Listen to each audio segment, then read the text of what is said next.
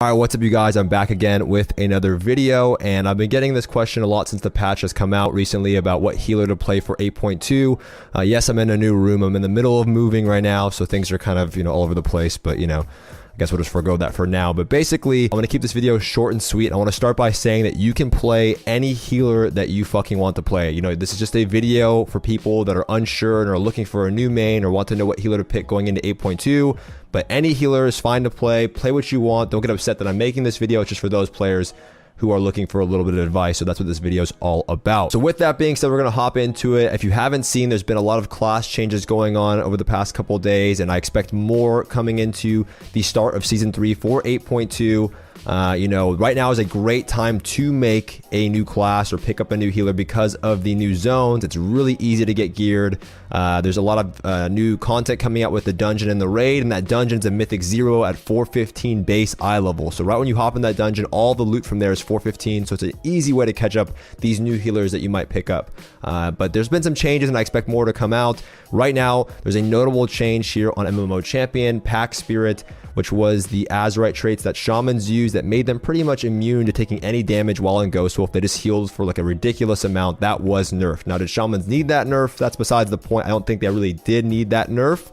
But that trait was absolutely ridiculous and it needed to get taken care of. But I would like shamans to receive some kind of subsequent buff following this because it's not really fair. But with that being said, shamans were already on the top of the list for me. They were always kind of like that mid-tier healer, not that effective. So with this change, I expect shamans just to be a little bit weaker than they were. So there's no way I can recommend shaman at this current point in the expansion or in 8.2. Doesn't mean you can't play one, but I wouldn't recommend it. Moving on to the Mistweaver Monk. Mistweaver Monk hadn't really seen too many changes. There is a new essence that's coming out for all classes called Conflict and Strife. I might put an image here on the screen. Conflict and Strife allows you to unlock an extra honor talent everywhere you go in the game. It basically becomes a baseline ability. Now, with that being said, Mistweaver Monks get Way of the Crane. Now, unfortunately, there is a stealth nerf, I'm being told, and I definitely noticed this the other day. Nothing has changed in the text. Way of the Crane works the exact same. It increases your physical damage by 25%, and you become immune to all snare and root effects. But the healing bonus, healing all allies within the 3 nearest allies, for 150% of the damage you deal during that 15 seconds. It says 150%, but over the past couple months, people have been saying that Way of the Crane is kind of bugged, or the text is wrong, the tooltip is wrong, and it's healing for more than that. Well, they made a correction, it seems like, and now it only heals for 150%. Now, that 150% is definitely just too low. It doesn't feel like it heals enough for the amount of mana that it costs, and because of this change to Way of the Crane, I just can't recommend Mistweaver as one of the top healers, just like shamans, because of, well, they're just not good in a lot of comps, right? Mistweaver is still going to be good in like Walking Dead, and maybe TSG is going to be a really good comp now with Warriors getting a little bit of a buff, and you're going to see things like Turbo. But in general, there's just better healers out there, and if you're looking for a top performing healer, I wouldn't recommend Monk. And one of the reasons, I'm a Monk main, but one of the reasons why I loved Monk was because of Way of the Crane. But with this change to the tooltip and how it actually works and how much it heals for, I just can't recommend the class. Once again, it's not a healer that I think you should pick up unless you're really new to healing. Then without Way of the Crane, the class is pretty simple. There's lots of ways to just simply sit back behind a pillar and heal. All right, so here we are on the Resto Druid. I recently got this Resto Druid to 120 a little while ago, and I finally got it geared and got my neck level up. I'm somewhat geared through doing the Najatar intro quest. You get a ton of AP for doing that, so make sure you do that if you do get one of these alts up and going, or a new healer, or just your current mains. Make sure you go through Najatar because it is an excellent way, to get artifact power. But now, besides the point there, Resto Druid is still one of the top healers by far.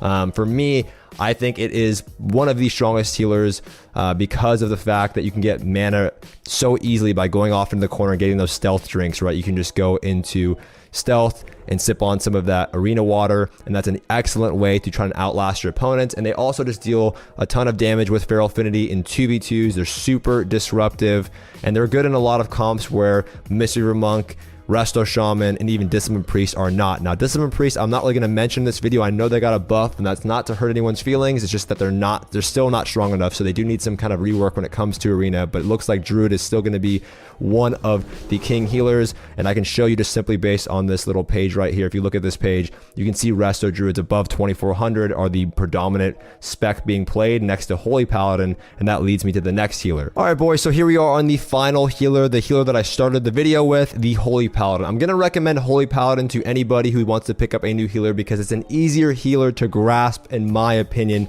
when it comes to, or when compared to Resto Druid. Resto Druid is a little bit more complicated, regardless of what anyone says. Resto Druid has more things to manage, multiple forms.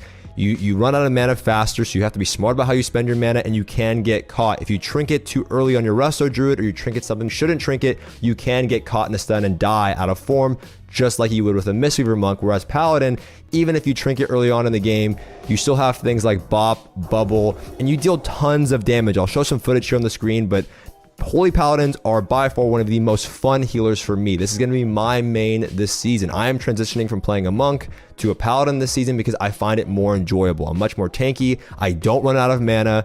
And, you know, quite frankly, the class is just a more well-rounded class, and I can play all of the top comps as a Holy Paladin, where you can't really play them as a Mistweaver Monk except a few comps. And just because of that, I can't recommend the other healers except Resto Druid and Holy Paladin. I mean, you can play whatever you want. Again, it's totally up to you guys, but if you just look at these charts, whether it be 2v2 or 3v3, and there's tons of charts and databases you can use, Holy Paladin and Resto Druid are by far some of the top healers when it comes to 2v2s and 3v3s. Once again, overall, Resto Druid might be a better overall healer, but it's much more difficult to play. So the choice is yours. It's completely up to you. If you have more questions, you can check me out at my live stream if you want to ask me questions there, or you can ask questions in the comment section below, and I'll hit you guys up with a response if you have any questions. If you guys are looking for individualized coaching when it comes to Arena, I have a Patreon page there you can check out. There's some of the most inexpensive coaching anywhere on the internet, and it's something I truly enjoy doing. People get results that way, and it's a great way if you want to get more personalized help. But that is going to do it for this video, you guys. These are just my recommendations. If you guys like the video, you can hit it with a thumbs up. If you didn't like the video, you can thumbs it down.